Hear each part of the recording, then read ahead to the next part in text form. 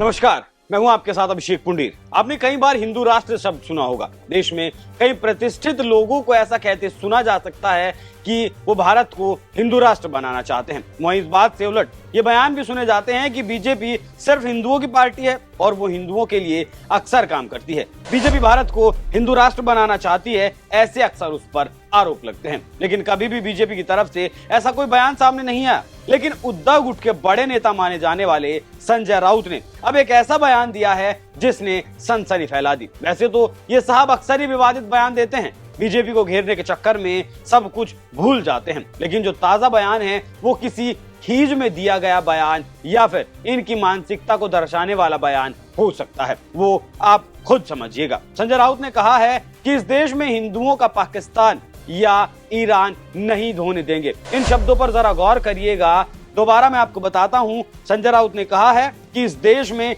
हिंदुओं का पाकिस्तान या फिर ईरान नहीं होने देंगे। मतलब समझते हैं, इस बात से ये नेता साबित करना चाहते हैं कि भारत सरकार देश को हिंदू राष्ट्र बनाने की दिशा में काम कर रही है। हालांकि ये बात उन्होंने साफ तौर पर नहीं कहा, लेकिन निशाना सीधा बीजेपी की तरफ ही उन्होंने लगाया है। और ये लोग मुस्लिमों का वोट खोना नहीं चाहते। क्या ये पार्टी और इसके नेता बाला साहेब ठाकरे के मूल्यों पर काम कर रहे हैं? तो इस तरीके की बयानबाजी कर रहे हैं। आगे सुनिए क्या कहते हैं उद्धव के नेता। संजय राउत का कहना है कि उद्धव ठाकरे ने कहा है कि हमारा हिंदुत्व इस प्रकार का हिंदुत्व हमारा नहीं है, न बाला साहेब ठाकरे का था। उद्धव ने कहा कि इस देश का मुसलमान हो, क्रिश्चियन हो, सभी कम्युनिटी को घबराया या डराया जा रहा है और हिंदू कम्युनिटी में स्प्लिट दरार पैदा की जा रही है। इससे देश को खतरा है, देश टूटेगा, मुसलमान इसलिए हमारे साथ है। तो एक बार संजय राउत जी ये भी बता दें कि जो हल्द्वानी में घटना घटी वहां कौन था?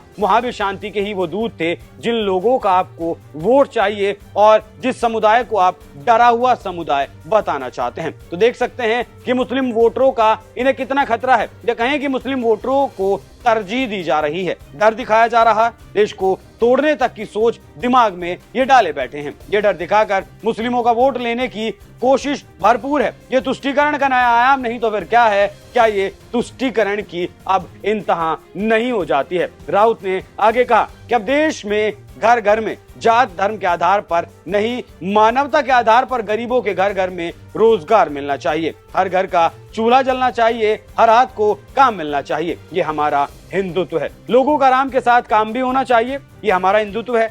हम यहाँ इस देश में हिंदुओं का पाकिस्तान या ईरान नहीं होने देंगे। ये देश बहुत बड़ा देश है। तो अगर इस बयान से संजय राउत का निशाना बीजेपी पर है, तो फिर राउत ये बताएं कि बीजेपी के साथ जब आप गठबंधन में सरकार चला रहे थे, उससे पहले दशकों तक बीजेपी शिवसेना का गठबंधन हुआ करता था, तो आज सत्ता अगर हाथ से छिटक गई तो सबका हिंदुत्व अलग कैसे हो गया? सबके राम अलग कैसे हो गए? गजब का दोहरा मापदंड है। वैसे इन लोगों की नाराजगी का कारण जायज भी है, क्योंकि इनकी पार्टी टूटी, सत्ता भी गंवा दी। दूसरी तरफ एनसीपी भी टूट गई और उसके भी तमाम नेता बीजेपी के साथ चले गए। आने वाले वक्त में सत्ता आएगी, इस बात की उम्मीद बेहद कम है, या कहें कि ना के बराबर है। कांग्रेस के बड़े नेता लगातार कांग्रेस का साथ छोड़कर जा रहे हैं। रास्ते पर जो अंधेरा बिखरा है उसमें कोई रोशनी की किरण अब इन लोगों को दिखाई नहीं दे रही है, तो इनकी बौखलाहट जायज है। लेकिन जब इस तरीके के बयान दें तो कोशिश करें